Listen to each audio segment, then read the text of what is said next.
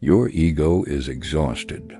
It's been carrying the weight of performance, perfection, and protection for years, maybe decades. It's the part of you that scans the room for approval, crafts the right response to avoid rejection, and silently whispers, "Be better, be more," or they'll see through you. At first, it was useful. It helped you navigate hurt, uncertainty, even trauma. But now, it's keeping you trapped. This false self, the persona you've built to survive, has become a prison.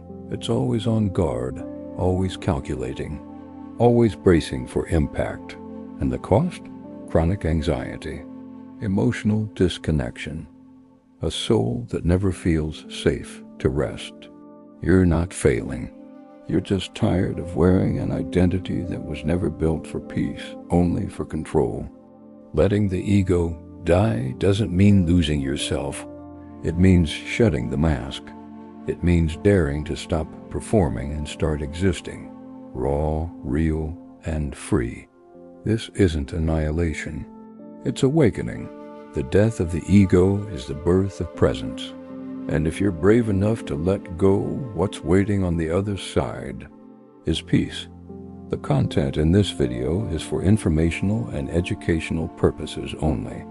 It is not a substitute for professional mental health advice, diagnosis, or treatment. If you're struggling, please reach out to a licensed mental health professional. The ego is not some villain lurking inside you.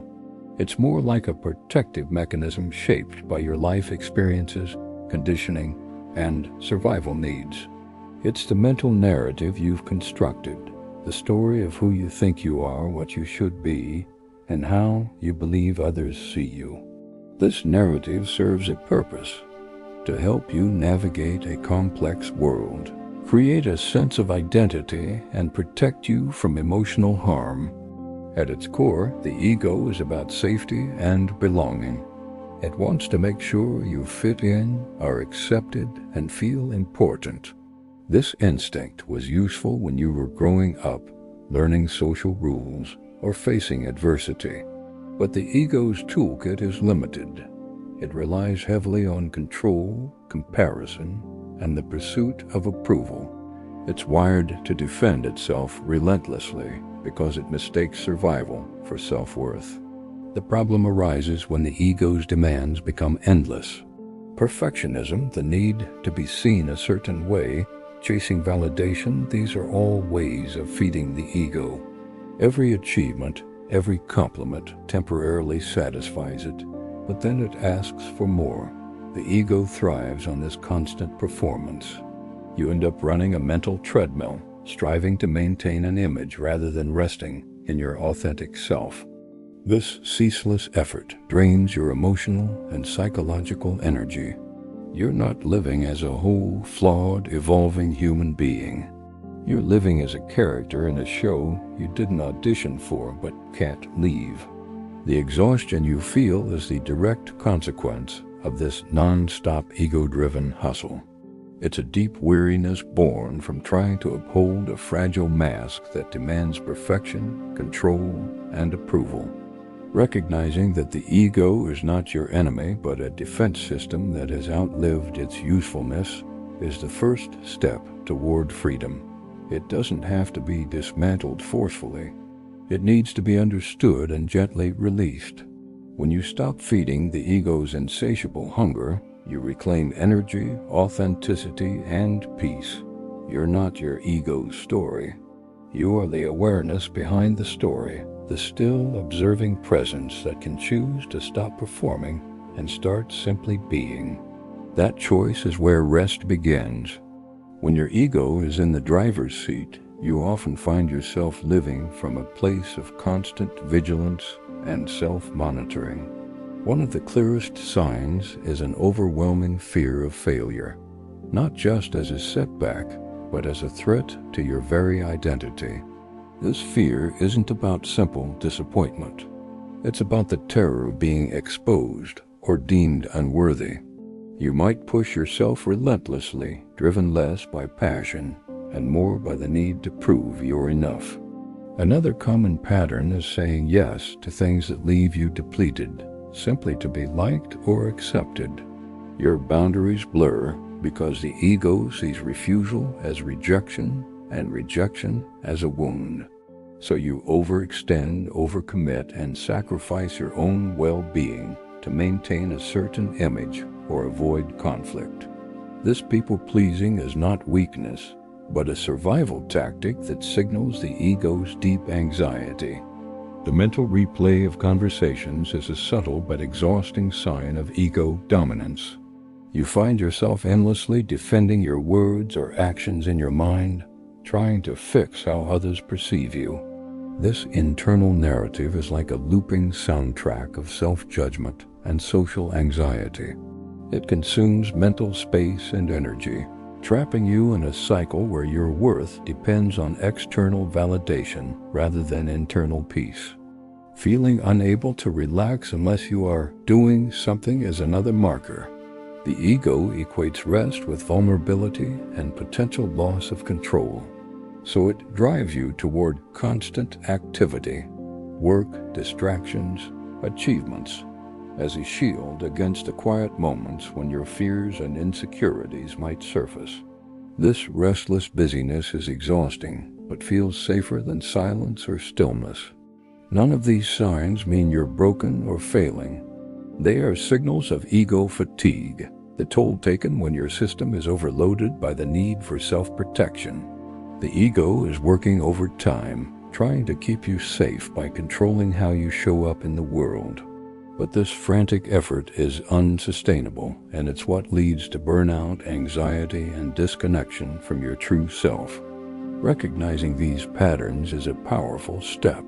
It's an invitation to stop and ask, who am I beyond these fears, these habits, this constant doing? What would it feel like to rest without a script?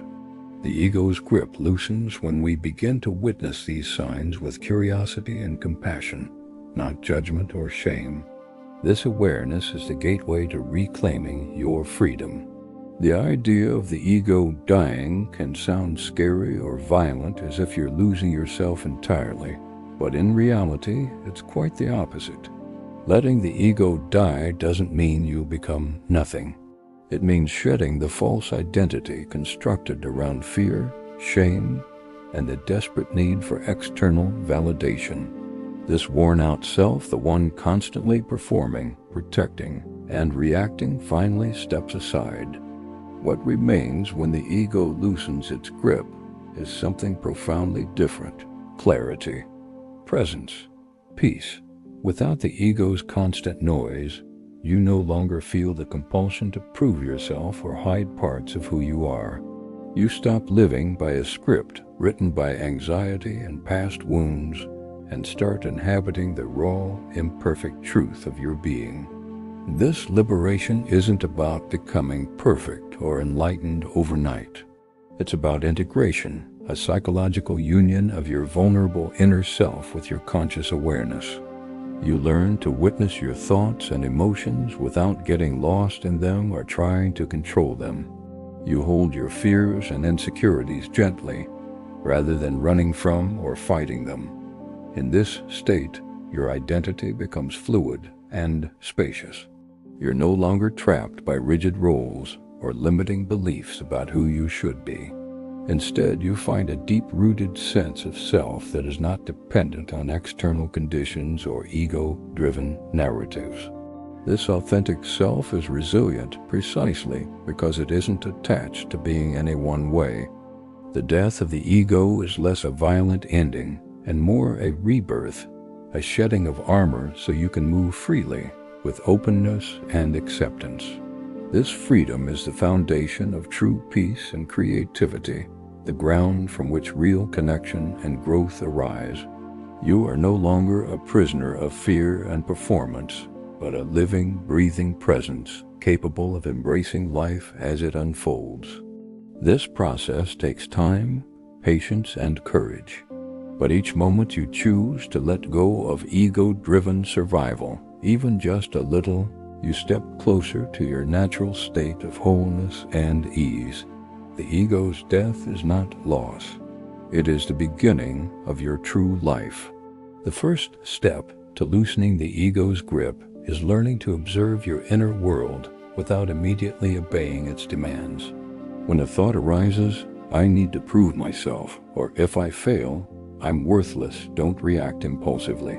Instead, pause and label it for what it is: ego-driven fear or desire.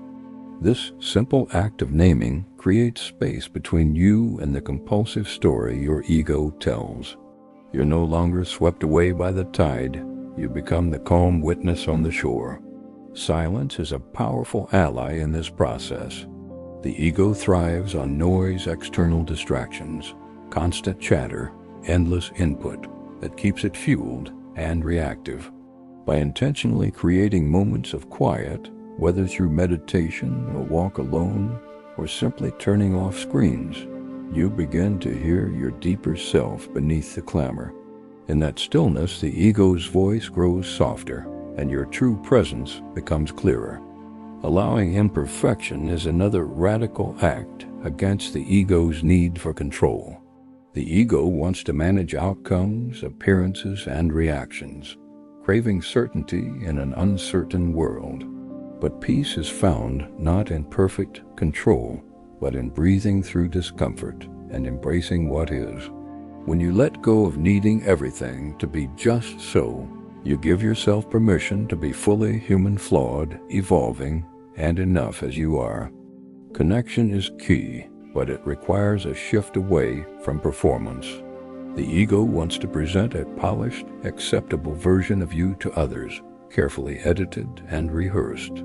Instead, practice speaking your truth plainly, without embellishment or defense. Being real, even if it feels vulnerable or messy, invites authentic relationships. It's in this rawness that the ego's power wanes, because you no longer need its protective mask. These ways of loosening the ego's grip are not quick fixes or one-time strategies. They require ongoing attention and compassion for yourself. Life will keep presenting moments where the ego reasserts itself, but with practice you learn to meet it gently, not with force or judgment, but with curiosity and kindness.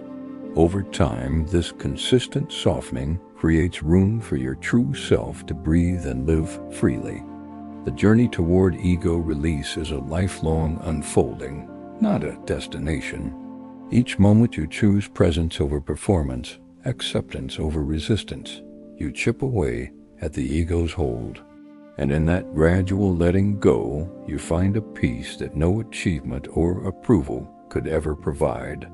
Your ego has served its purpose. It kept you safe when you needed protection. It pushed you to achieve, and it shaped the mask that made you feel acceptable to the world. But now it's worn out, and so are you. The relentless chase for approval, the constant guarding of your image, the exhausting effort to control how you're seen. It's time to let that go. Letting the ego die isn't about fighting or tearing yourself apart. It's a gentle, graceful release, a conscious surrender of the need to prove, defend, or perform. In that letting go, you create space to simply breathe, to just be, without the noise of judgment or expectation. What remains when the ego fades is the deepest part of you, the part that doesn't need to impress, win, or explain itself. This is not an end. It's a beginning. Not the self you thought you were, but the self you truly are beneath all the layers, raw, whole, and free.